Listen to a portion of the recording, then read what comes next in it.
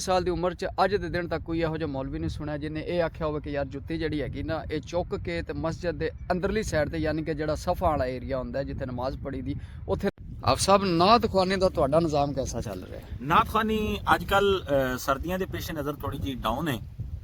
ਵੈਸੇ ਹਜ਼ੂਰ ਦਾ ਜ਼ਿਕਰ ਅਲਹਮਦੁਲਿਲਾ ਕਦੀ ਡਾਊਨ ਨਹੀਂ ਹੋ ਸਕਦਾ। ਲੋਕ ਘਰਾਂ 'ਚ ਬੈਠ ਕੇ ਕਰ ਰਹੇ ਨੇ, ਕੋਈ ਮਸਜਿਦਾਂ 'ਚ ਬੈਠ ਕੇ ਕਰ ਰਿਹਾ। ਜਿਤਨੀ ਸਰਦੀ ਪੈ ਰਹੀ ਹੈ बस दुआ करो अल्लाह पूरे पाकिस्तान ते खास अपना करम फरमाए। ते अलहमदुलिल्ला बंदा तो फिर रजदा ही नहीं, शुक्र है मालिक दी ज़ात दा जिस हाल दे विच भी उन्हें रखा है, बड़ा फजल है अलहमदुलिल्ला। अच्छा आप साहब के केड़े नात खुआन दे शागिर्द जे तुसी? अलहाज कारी शाहिद महमूद कादरी साहब। कारी शाहिद महमूद कादरी साहब दे मेरे उस्ताद मोहतरम ने अलहमदुलिल्ला। सही माशाल्लाह जी माशाल्लाह, बहुत अच्छी गल है जी। कारी शाहिद महमूद कादरी फखरे पाकिस्तान है ने जी, अलहमदुलिल्ला बहुत अच्छे नात खुआ ने। ਇਹ ਉਹਨਾਂ ਦੇ ਸ਼ਾਗਿਰਦ ਹੈਗੇ ਨੇ।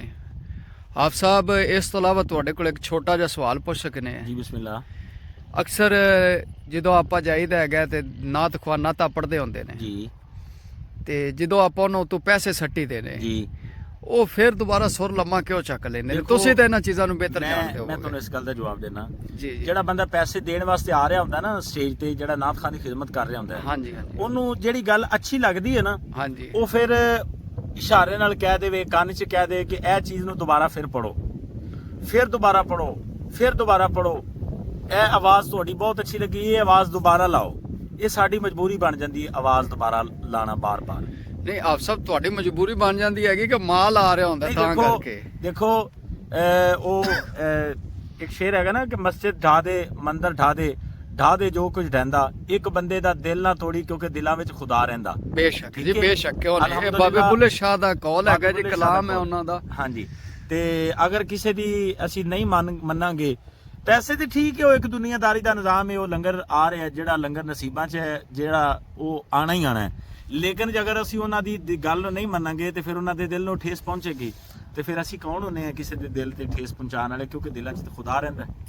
ਅੱਛਾ ਜੀ, ਅੱਛਾ ਹਾਫ ਸਾਹਿਬ ਇਸ ਤੋਂ ਇਲਾਵਾ ਤੁਸੀਂ ਹੁਣ ਇਹ ਦੱਸੋ ਜੀ, ਕਿਉਂਕਿ ਜਿਹੜਾ ਬੰਦਾ ਜਿਹੜੀ ਫੀਲਡ ਦਾ ਹੁੰਦਾ ਨਾ, ਕਹਿੰਦੇ ਨੇ ਉਹ ਉਸ ਚੀਜ਼ ਨੂੰ ਬੜੀ ਬਰੀਕੀ ਨਾਲ ਜਾਣਦਾ ਹੁੰਦਾ। ਜੀ ਜੀ ਸਰ ਜੀ।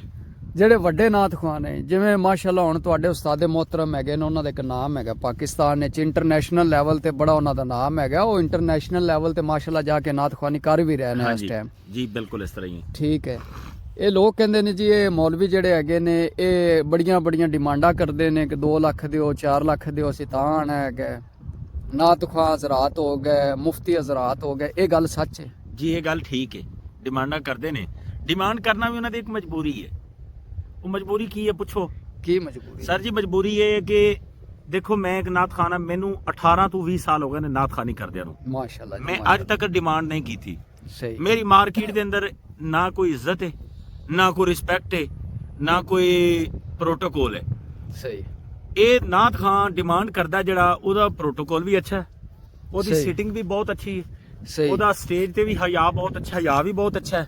ਅੱਛਾ, ਸਾਰੇ ਮਾਮਲਾਤ ਉਹਦੇ ਜਦੋਂ ਉਹਨੇ ਆਣਾ, ਉਹਦੇ ਆਣ ਤੇ ਰਸਤੇ 'ਚ ਇਸਤਕਬਾਲ ਵਾਸਤੇ ਮਾਲਾ, ਫੁੱਲ, ਪੱਤੀਆਂ ਲੈ ਕੇ ਖੜੇ ਹੁੰਦੇ ਨੇ। ਸਹੀ, ਕਿਉਂ ਖੜੇ ਹੁੰਦੇ ਨੇ? ਅਸੀਂ ਪੈਸੇ ਦਿੱਤੇ ਨੇ। ਅੱਜ ਕੱਲ ਜਿਹੜਾ ਜ਼ਮਾਨਾ ਹੈ ਉਹ ਜ਼ਮਾਨਾ ਹੈ ਪੈਸੇ ਦਾ। ਜਿਹੜਾ ਬੰਦਾ ਫ੍ਰੀ ਆਫ ਕਾਸਟ ਆਂਦਾ ਹੈ, ਉਹਦੀ ਇੱਜ਼ਤ ਨਹੀਂ, ਉਹਦੀ ਰਿਸਪੈਕਟ ਵੀ ਨਹੀਂ ਹੈ। ਜੀ ਕਰੇ ਤਾਂ ਉਹਨੂੰ ਖਾਣਾ ਵੀ ਚੱਜ ਨਾਲ ਨਾ ਦੇਵਣ, ਬਲਕਿ ਜੀ ਕਰਨ ਤੇ ਆਖੋ ਜੀ ਖਾਣਾ ਮੁੱਕ ਗਿਆ। ਠੀਕ ਹੈ ਜੀ, ਇਹ ਸਾਰੀਆਂ ਗੱਲਾਂ ਉਹ ਨੇ ਜਿਹੜੀਆਂ ਹਲਫਨ ਮੇਰੇ ਨਾਲ ਹੋਈਆਂ ਨੇ। ਸਹੀ, ਲੇਕਿਨ ਡਿਮਾਂਡ ਇਸ ਗੱਲੋਂ ਨਹੀਂ ਕੀਤੀ ਕਿ ਯਾਰ ਪਤਾ ਨਹੀਂ ਅਗਲਾ ਬੰਦਾ ਕਿਸ ਨਵਈਅਤ ਨਾਲ ਮਹਿਫਲ ਕਰਵਾ ਰਿਹਾ।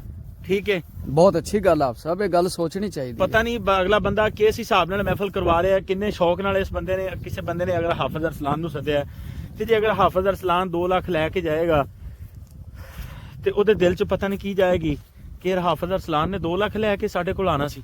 ਠੀਕ ਹੈ, ਬਾਕੀ ਵਾਤੂ ਇਜ਼ੋ ਮੰਤਸ਼ਾ ਵਾਤੂ ਜ਼ਿਲੋ ਮੰਤਸ਼ਾ बेयादिक अल खैर इन्नका अला कुल्ली शैइन कदीर। बेशक अल्लाह की ज़ात बहुत वसी है, वो जिसको चाहे इज्जत अता फरमाए, वो जिसको चाहे जिल्लत अता फरमाए। अगर इज्जत, शोहरत, रिज़क मेरे मालिक ने मेरे मुकद्दरां च लिखे है, वो चाहे मैं 2 लाख लैके लवां, चाहे मैं फ्री लवां, वो मेरे मालिक ने मैनू जिहड़ा लिखिया वो मैनू देना ही देना। अच्छा जी, ਇਹ ਗੱਲ ਤਾਂ ਤੁਹਾਡੀ ਸਹੀ ਹੋਗੀ। ਵੈਸੇ ਆਪ ਸਾਹਿਬ ਇਹਦੇ ਤੇ ਇਹ ਵੀ ਹੈਗਾ ਨਾ ਕਿ ਅਗਰ ਮਿਸਾਲ ਦੇ ਤੌਰ ਤੇ ਜਿਵੇਂ ਹੁਣ ਤੁਸੀਂ ਗੱਲ ਕੀਤੀ ਹੈ, ਹੁਣ ਕੋਈ ਮਾੜੇ ਘਰ ਦਾ ਬੰਦਾ ਹੈ ਜੀ, ਉਹ ਕਿਤੇ ਉਹਦੀ ਕਮੇਟੀ ਨਿਕਲ ਆਂਦੀ, ਜਿਵੇਂ ਅੱਜ ਕੱਲ ਲੋਕ ਕਮੇਟੀਆਂ ਪਾਉਂਦੇ ਨੇ ਜੀ ਜੀ, ਕੋਈ 2 ਲੱਖ ਦੀ ਜਾਂ 3 ਲੱਖ ਦੀ ਜਾਂ ਲੱਖ ਦੀ, ਜਿਵੇਂ ਵੀ ਹੈ ਉਹਦੀ ਕਮੇਟੀ ਨਿਕਲ ਆਂਦੀ, ਜਾਂ ਕਿਸੇ ਜ਼ਿਮੀਂਦਾਰ ਦੀ ਫਸਲ ਅੱਛੀ ਵਿਕ ਜਾਂਦੀ ਜੀ, ਉਹਦੀ ਖੁਸ਼ੀ ਦੇ ਵਿੱਚ ਘਰ ਦੇ ਵਿੱਚ ਨਾ ਇੱਕ ਜ਼ਿਕਰ ਮੁਸਤਫਾ ਰੱਖ ਲੈਂਦਾ ਜੀ ਜੀ, ਠੀਕ ਹੈ।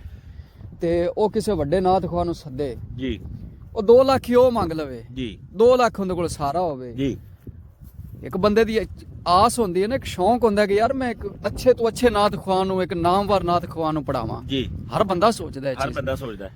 ਤੇ ਇਹ ਨਾਥ ਖੁਆ ਨੂੰ ਵੈਸੇ ਚਾਹੀਦਾ ਨਹੀਂ ਹੁੰਦਾ ਕਿ ਉਹ ਅਗਲੇ ਬੰਦੇ ਨੂੰ ਵੇਖ ਕੇ ਤੇ ਉਹਦੇ ਨਾਲ ਉਹ ਗੱਲ ਕੀਤੀ ਕਰਨ। ਹੁਣ ਕੋਈ ਬੰਦਾ ਮਾੜਾ ਉਹਦੇ ਕੋਲ ਸਿਰਫ ਤੁਸੀਂ ਮਿਸਾਲ ਦੇ ਤੌਰ ਤੇ ਇੱਕ ਬੰਦੇ ਕੋਲ ਤੁਸੀਂ 2 ਲੱਖ ਰੁਪਇਆ ਲੈਂਦੇ ਜੇ, ਇੱਕ ਬੰਦਾ ਮਾੜਾ ਉਹਦੇ ਕੋਲ ਤੁਸੀਂ ਅਗਰ ਗੱਡੀ ਦਾ ਤੇਲ ਲੈ ਲਵੋ ਤੇ ਉਹ ਸਹੀ ਨਹੀਂ ਹੁੰਦਾ।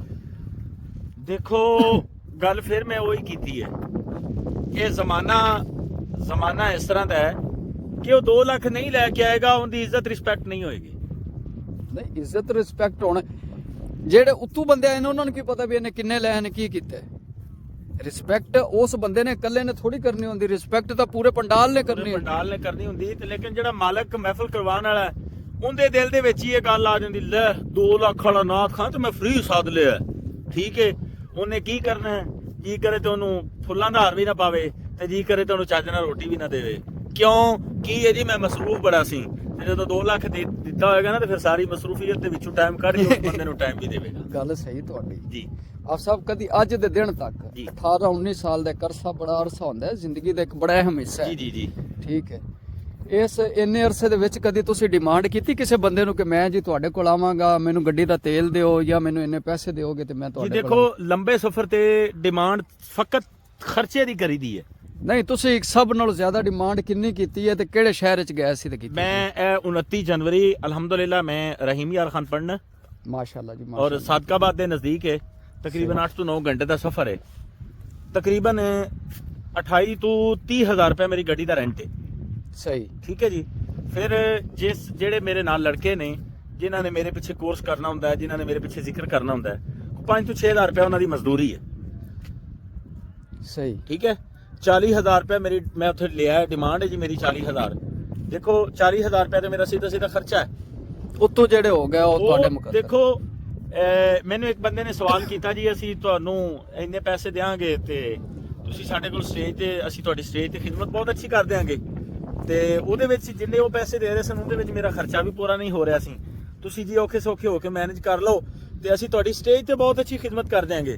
ਫਿਰ ਮੈਂ ਉਹਨਾਂ ਨੂੰ ਸਵਾਲ ਕੀਤਾ, ਮੈਂ ਕਿਹਾ ਜੀ ਅਗਰ ਮੈਂ ਸਟੇਜ ਤੇ ਆਣਾ ਤੇ ਅਗਰ ਸਟੇਜ ਤੇ ਆਂਦਿਆਂ ਨਾਲ ਹੀ ਅਗਰ ਸਟੇਜ ਤੇ ਬਾਰਿਸ਼ ਹੋ ਜਾਏ ਤੇ ਫਿਰ ਉਹਦਾ ਜ਼ਿੰਮੇਦਾਰ ਕੌਣ ਹੈ? ਇਹ ਗੱਲ ਹੈ ਜੀ, ਇਹ ਗੱਲ ਹੈ ਕਿ ਅੱਛਾ ਆਪ ਸਭ ਤੁਸੀਂ ਮਾਸ਼ਾਅੱਲਾ ਇਮਾਮ ਮਸਜਿਦ ਵੀ ਰਹਿ ਚੁੱਕੇ ਜੀ ਅਲਹਮਦੁਲਿਲਾ। ਸਹੀ ਹੈ ਜੀ। ਤੇ ਉਹਦੇ ਬਾਰੇ ਇੱਕ ਛੋਟਾ ਜਿਹਾ ਸਵਾਲ ਹੈ, ਬਿਸਮਿਲ੍ਲਾ।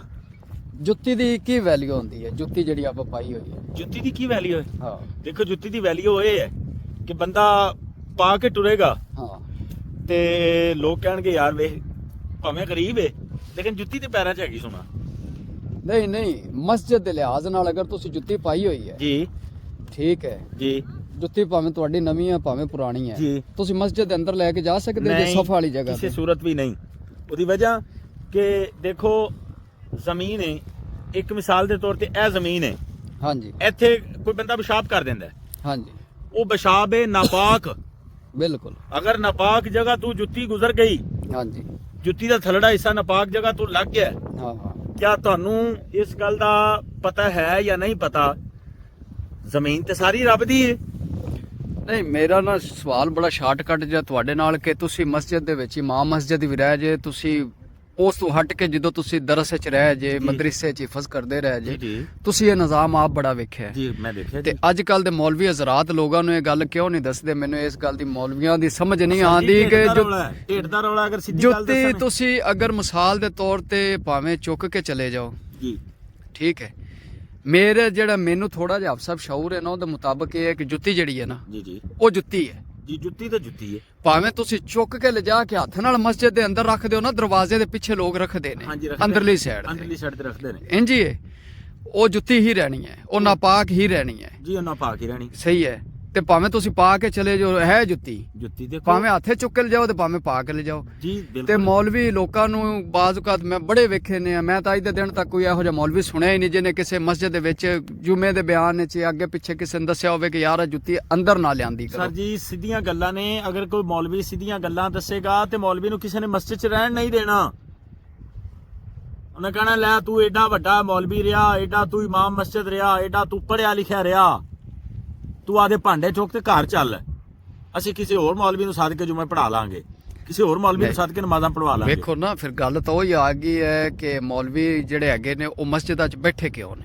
ਮੇਨ ਮਕਸਦ ਇਹ ਹੈਗਾ ਨਾ ਕਿ ਉਹ ਸਾਨੂੰ ਦੀਨ ਦੀ ਤਬਲੀਗ ਵੀ ਤਾਂ ਦੇ ਰਹੇ ਨਾ, ਤੇ ਦੀਨ ਦੀ ਤਬਲੀਗ ਸਾਨੂੰ ਇਹ ਵੀ ਦਰਸ ਦਿੰਦੀ ਜਿੱਥੇ ਮੌਲਵੀ ਕਹਿੰਦੇ ਨੇ ਜੀ ਆਓ ਨਮਾਜ਼ਾਂ ਪੜੋ, ਠੀਕ ਹੈ, ਨਮਾਜ਼ ਦੇ ਆਦਾਬ ਵੀ ਦੱਸੋ। ਮਸਜਿਦ ਦੇ ਸਭ ਨਾਲੋਂ ਪਹਿਲੇ ਨਮਾਜ਼ ਦੀ ਤੁਸੀਂ ਦਾਵਤ ਦਿਓ, ਅੱਛੀ ਗੱਲ ਹੈ, ਉਸ ਤੋਂ ਪਹਿਲੇ ਤੁਸੀਂ ਉਹਨਾਂ ਨੂੰ ਮਸਜਿਦ ਦੇ ਆਦਾਬ ਵੀ ਦੱਸੋ ਕਿ ਮਸਜਿਦ ਦੇ ਆਦਾਬ ਕੀ ਹੁੰਦੇ ਨੇ। ਸਰ ਜੀ ਦੱਸਦੇ ਨੇ 100 ਚੋਂ 50% ਜਿਹੜੇ ਲੋਕ ਨੇ, ਉਲਮਾ ਨੇ, ਮੌਲਵੀ ਨੇ, ਉਹ ਦੱਸਦੇ ਨੇ, ਲੇਕਿਨ ਉਹਨਾਂ ਦੀ ਮੰਨਦਾ ਕੋਈ ਨਹੀਂ। ਮੈਂ ਆਪ ਸਾਹਿਬ ਅੱਜ ਦੇ ਦਿਨ ਤੱਕ ਇਹ ਆ ਤੁਹਾਨੂੰ ਮੈਂ ਵਿਖਾਣਾ, ਇਹ ਮੈਂ ਆ ਤੇ ਆਪ ਸਾਹਿਬ ਹੈ ਜੀ ਇਹ ਹਾਫਜ਼ ਮੇਰੇ ਤੋਂ ਛੋਟਾ ਹੈ, ਠੀਕ ਹੈ। ਤੇ ਜਨਾਬ ਗੱਲ ਇਹ ਹੈਗੀ ਕਿ ਮੈਂ ਅੱਜ ਦੇ ਦਿਨ ਤੱਕ ਕੋਈ ਇਹੋ ਜਿਹਾ ਮੌਲਵੀ ਹੈ, ਮੇਰੀ ਤਕਰੀਬਨ ਕੋਈ 30-31 ਸਾਲ ਏਜ ਹੋ ਗਈ ਹੈ, ਮੈਂ 30-31 ਸਾਲ ਦੀ ਉਮਰ 'ਚ ਅੱਜ ਦੇ ਦਿਨ ਤੱਕ ਕੋਈ ਇਹੋ ਜਿਹਾ ਮੌਲਵੀ ਨਹੀਂ ਸੁਣਿਆ ਜਿਹਨੇ ਇਹ ਆਖਿਆ ਹੋਵੇ ਕਿ ਯਾਰ ਜੁੱਤੀ ਜਿਹੜੀ ਹੈਗੀ ਨਾ ਇਹ ਚੁੱਕ ਕੇ ਤੇ ਮਸਜਿਦ ਦੇ ਅੰਦਰਲੀ ਸਾਈਡ ਤੇ ਯਾਨੀ ਕਿ ਜਿਹੜਾ ਸਫਾ ਵਾਲਾ ਏਰੀਆ ਹੁੰਦਾ ਜਿੱਥੇ ਨਮਾਜ਼ ਪੜ੍ਹੀ ਦੀ ਉੱਥੇ ਨਾ ਲਿਆਂਦੀ ਕਰੋ। ਮੈਂ ਨਹੀਂ ਸੁਣਿਆ। ਹਾਲਾਂਕਿ ਮੌਲਵੀਆਂ ਨੂੰ ਚਾਹੀਦਾ ਹੈਗਾ ਕਿ ਮੈਂ ਅਕਸਰ ਵੇਖਿਆ ਜੁਮੇ ਵਾਲੇ ਦਿਨ ਹੋ ਗਿਆ, ਖਸੂਸੀ ਜੁਮੇ ਦਾ ਦਿਨ ਹੋ ਗਿਆ, ਸ਼ਬੇ ਮਰਾਜ ਦਾ ਦਿਨ ਹੋ ਗਿਆ, ਸ਼ਬਰਾਤ ਦੇ ਦਿਨ ਹੋ ਗਏ, ਠੀਕ ਹੈ, ਉਸ ਤੋਂ ਇਲਾਵਾ ਈਦ ਦੇ ਦਿਨ ਹੋ ਗਏ।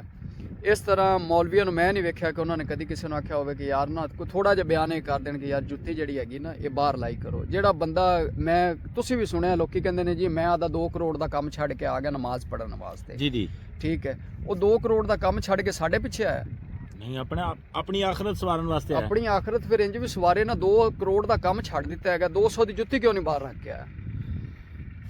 ਦੇਖੋ ਜੀ ਮਤਲਬ ਉਹਨੂੰ ਫਿਰ ਇਹ ਡਾਊਟ ਹੈਗਾ, ਉਹਦਾ ਅਕੀਦਾ ਪੱਕਾ ਨਹੀਂ ਹੈਗਾ, ਉਹਨੂੰ ਫਿਰ ਇਹ ਡਾਊਟ ਆ ਗਿਆ ਨਾ ਕਿ ਜੁੱਤੀ ਨਾ ਚਵੀਜ ਜਾਵੇ। ਇਹੀ ਗੱਲ ਹੈ ਜੀ, ਹੈ ਇਹੀ ਗੱਲ ਹੈ।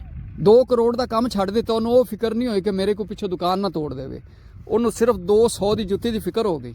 ਬਸ ਜ਼ਮਾਨਾ ਜahਲੀਅਤ ਚੱਲ ਰਹੀ ਹੈ ਤੇ ਇਸ ਜahਲੀਅਤ ਨੂੰ ਖਤਮ ਹੀ ਉਲਮਾ ਨੇ ਕਰਨਾ ਹੈ, ਪਰ ਅਸੀਂ ਨਹੀਂ ਦੱਸਦੇ ਇਸ ਵਾਸਤੇ ਕਿ ਸਾਨੂੰ ਆਦੀ ਰੋਟੀ ਰੋਜ਼ੀ ਦਾ ਮਸਲਾ ਹੈ। ਸਾਡੇ 5-7 ਬਾਲ ਵੀ ਹੁੰਦੇ ਨੇ, ਠੀਕ ਹੈ, ਬੱਚੇ ਨੇ, ਫਿਰ ਜ਼ਿੰਦਗੀ ਦੇ ਮਾਮਲਾਤ, ਬਰਾਦਰੀ ਦੇ ਬੇਸ ਵੀ ਮਾਮਲਾਤ ਨੇ, ਸਾਰੀਆਂ ਛੋਟੀਆਂ ਮੋਟੀਆਂ ਉਹ ਫਿਰ ਆਪ ਸਭ ਗੱਲ ਇਹ ਆ ਜਾਂਦੀ ਨਾ, ਜਦੋਂ ਤੁਸੀਂ ਮਿਸਾਲ ਦੇ ਤੌਰ ਤੇ ਇਹੋ ਜਿਹੀ ਕੋਈ ਗੱਲ ਕਰੋਗੇ, ਪਿੰਡ ਦਾ ਕੋਈ ਚੌਧਰੀ, ਨੰਬਰਦਾਰ, ਬੜੇ ਬੜੇ ਕੰਨ ਟੁੱਟੇ ਹੁੰਦੇ ਨੇ ਪਿੰਡਾਂ ਦੇ, ਹਾਂਜੀ, ਉਹ ਫਿਰ ਐਂਡ ਤੇ ਆ ਕੇ ਆਖਣਗੇ ਜੀ ਉਹ ਕੋਈ 5 ਬੰਦੇ ਵਿੱਚ ਪਾਣਗੇ, ਹਾਫੇ ਨੂੰ ਸੱਦੋ ਜੀ ਪਰੇ ਹੈਗੀ ਅੱਜ। ਹਾਂਜੀ ਪਰੇ ਆ ਜੀ।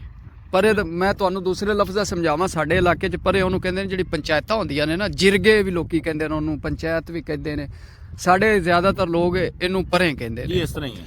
ਠੀਕ ਹੋ ਗਿਆ। ਉਹ ਫਿਰ ਮੌਲਵੀਆਂ ਨੂੰ ਸੱਦ ਲੈਂਦੇ ਨੇ, ਮੌਲਵੀਆਂ ਨੂੰ ਸੱਦ ਕੇ ਕਹਿੰਦੇ ਨੇ ਯਾਰ ਤੂੰ, ਅਸੀਂ ਜੋ ਅੰਦਰ ਜੁੱਤੀ ਲਾਈ ਸੀ ਤੂੰ ਸਾਨੂੰ ਇਹ ਗੱਲ ਕੀਤੀ ਹੈ, ਤੂੰ ਸਾਨੂੰ ਇਹ ਕਿਉਂ ਕੀਤੀ ਹੈ। ਜਾਂ ਉਹ ਡਾਇਰੈਕਟ ਹਾਫਜ਼ ਨੂੰ ਕਹਿ ਦੇਣਗੇ ਜਾਂ ਹਾਫਜ਼ ਦੇ ਕਿਸੇ ਵੱਡਕੇ ਨੂੰ ਕਹਿ ਦੇਣਗੇ, ਬੁਲਾ ਕੇ ਕਹਿ ਦੇ ਮੁੰਡੇ ਨੂੰ ਸਮਝਾ, ਨਹੀਂ ਤਾਂ ਅਸੀਂ ਮੌਲਵੀ ਨਵਾਂ ਰੱਖਣ ਲੱਗੇ। ਇਹ ਗੱਲ ਹੈ। ਉਹ ਇਹ ਨਹੀਂ ਸੋਚਦੇ ਕਿ ਸਾਡੀ ਸਲਾਹ ਕਰ ਰਿਹਾ, ਅੱਛੀ ਗੱਲ ਹੈਗੀ ਯਾਰ, ਸਾਨੂੰ ਸਮਝਾ ਰਿਹਾ ਹੈਗਾ ਤਾਂ ਬਹੁਤ ਅੱਛਾ ਹੋ ਗਿਆ, ਸਾਨੂੰ ਨਹੀਂ ਸੀ ਸ਼ਊਰ ਹੈਗਾ, ਉਹ ਮੌਲਵੀ ਬਦਲ ਦੇਣਗੇ। ਬਸ ਇਹੀ ਗੱਲ ਹੈ। ਹੁਣ ਮੌਲਵੀਆਂ ਦੀ ਤਨਖਾਹ ਕਿੰਨੀ ਹੁੰਦੀ ਮੈਂ ਤੁਹਾਨੂੰ ਵੀ ਦੱਸਣਾ। ਮੌਲਵੀ ਦੀ ਜ਼ਿਆਦਾ ਤੋਂ ਜ਼ਿਆਦਾ ਜਿਹੜੀ ਤਨਖਾਹ ਹੈਗੀ ਹੈ ਨਾ ਜੀ, ਮੌਲਵੀਆਂ ਦੀ ਜ਼ਿਆਦਾ ਤੋਂ ਜ਼ਿਆਦਾ ਹੱਦ ਵੱਡੀ ਛਾਲ ਮਾਰ ਦਿਓ 20,000 ਤੋਂ ਉੱਤੇ ਤਨਖਾਹ ਨਹੀਂ ਆਉਂਦੀ ਮਸਜਿਦਾਂ 'ਚ। ਇਸ ਤਰ੍ਹਾਂ ਹੀ ਜੀ। ਜੁਮੇ ਰਾਤ ਨੂੰ ਜਦੋਂ ਮੌਲਵੀ ਮਸਜਿਦ ਦਾ ਚੰਦਾ ਇਕੱਠਾ ਕਰਦੇ ਨੇ, ਕੁਛ ਅਹਿਬਾਬ ਬਹੁਤ ਅੱਛੇ ਲੋਕ ਹੁੰਦੇ ਨੇ, ਠੀਕ ਹੈ, ਜਿਹੜੇ ਨਹੀਂ ਹਿੱਸਾ ਮਿਲਾ ਸਕਦੇ, ਅੱਲਾਹ ਪਾਕ ਉਹਨਾਂ ਨੂੰ ਤੌਫੀਕ ਦੇਵੇ ਕਿ ਉਹ ਵੀ ਮਿਲਾਇਆ ਕਰਨ, ਮੇਰੀ ਤਾਂ ਦੁਆ ਹੈ ਸਾਰਿਆਂ ਵਾਸਤੇ। ਜੀ ਠੀਕ ਹੈ। ਕੁਛ ਅਹਿਬਾਬ ਮਸਜਿਦ ਦੀ ਖਿਦਮਤ ਕਰਨ ਦੇ ਨਾਲ ਨਾਲ ਮੌਲਵੀ ਸਾਹਿਬ ਜਿਹੜੇ ਹੁੰਦੇ ਉਹਨਾਂ ਦੀ ਵੀ ਖਿਦਮਤ ਕਰ ਦਿੰਦੇ ਨੇ। ਉਹਨਾਂ ਨੂੰ 400-500,000 ਉਹ ਜਿਹੜਾ ਉਹਨਾਂ ਨੂੰ ਕੋਈ 500,000 ਹੁੰਦਾ ਜੁਮੇਰਾਤ ਦਾ, ਉਹ ਵੇਖੋ ਨਾ ਹਫਤੇ ਬਾਅਦ ਜੁਮੇਰਾਤ ਆਣੀ ਹੈ, ਮਹੀਨੇ ਬਾਅਦ ਤਨਖਾਹ ਮਿਲਣੀ ਹੈ, ਉਹ 500 ਰੁਪਏ ਦੇ ਵਿੱਚ ਉਹਨਾਂ ਨੇ ਬੜਾ ਕੁਛ ਆਦਾ ਮੈਨੇਜ ਕਰਨਾ ਹੈ। ਜੀ ਇਸ ਤਰ੍ਹਾਂ ਹੀ। ਅੱਲਾ ਨਾ ਕਰੇ ਉਹਨਾਂ ਦੇ ਕਿਤੇ ਰਿਸ਼ਤੇ, ਉਹਨਾਂ ਦੇ ਵੀ ਰਿਸ਼ਤੇਦਾਰ ਹੈਗੇ ਨੇ, ਕੋਈ ਫੌਤਗੀ ਹੋ ਗਈ ਤੇ ਇਹਨੇ ਦਾ ਤਾਂ ਪੈਟਰੋਲ ਨਹੀਂ ਮਿਲਦਾ। ਜੀ ਇਸ ਤਰ੍ਹਾਂ ਹੀ। ਇਹ ਤਾਂ ਲੀਟਰ ਪੈਟਰੋਲ ਨਹੀਂ ਹੈਗਾ ਤੇ ਉਹ ਕਿਸੇ ਦੀ ਖੁਸ਼ੀ ਤੇ ਉਹਨਾਂ ਨੇ ਜਾਣਾ ਹੋਵੇ ਤੇ ਉਹ ਤਾਂ ਵਿਹਲੇ ਨੇ, ਉਹ ਫਿਰ ਉਧਾਰ ਫੜ ਕੇ ਜਾਣਗੇ ਕਿਸੇ ਕੋਲ। ਜੀ ਇਸ ਤਰ੍ਹਾਂ ਹੀ ਹੈ, ਸਾਰੇ ਮਾਮਲਾਤ ਇਸ ਤਰ੍ਹਾਂ ਨੇ। ਜ਼ਮਾਨਾ ਜahਲੀਅਤ ਹੈ। ਇੱਕ ਕਿਸੇ ਸਰਕਾਰੀ ادارے ਦਾ ਮੁਲਾਜ਼ਮ ਹੈ, ਉਹਦੀ ਸਟਾਰਟ 40 ਤੋਂ 45,000 ਤਨਖਾਹ ਹੈ ਤੇ ਜਿਸ ਬੰਦੇ ਨੂੰ 15-20 ਸਾਲ ਹੋ ਗਏ ਨੇ ਇਮਾਮਤ ਕਰਦਿਆਂ ਨੂੰ, ਉਹਦੀ 15-20 ਸਾਲਾਂ ਦੀ ਤਨਖਾਹ ਕਿੰਨੀ ਬਣਦੀ? 35,000 30,000 35,000 ਕੀ ਜੀ ਇਹਨੂੰ 15 ਸਾਲ 18 ਸਾਲ ਹੋ ਗਏ ਨੇ, ਚਲੋ ਇੰਨੀ ਕੁ ਕਰ ਦਿਓ।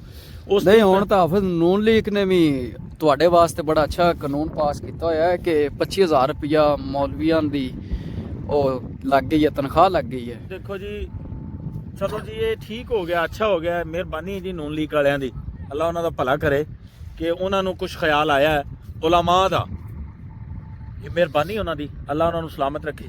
ਲੇਕਿਨ ਉਹਨਾਂ ਨੇ ਇਹ ਵੀ ਸੋਚਣਾ ਚਾਹੀਦਾ ਨਾ, ਜਿਹੜੇ ਹੁਣ ਇਮਾਮ ਮਸਜਿਦ ਨਹੀਂ ਹੈਗੇ, ਇਹ ਫੈਸਿਲਿਟੀ ਸਿਰਫ ਉਹਨਾਂ ਖਾਲੀ ਇਮਾਮ ਮਸਜਿਦ ਨੂੰ ਦਿੱਤੀ।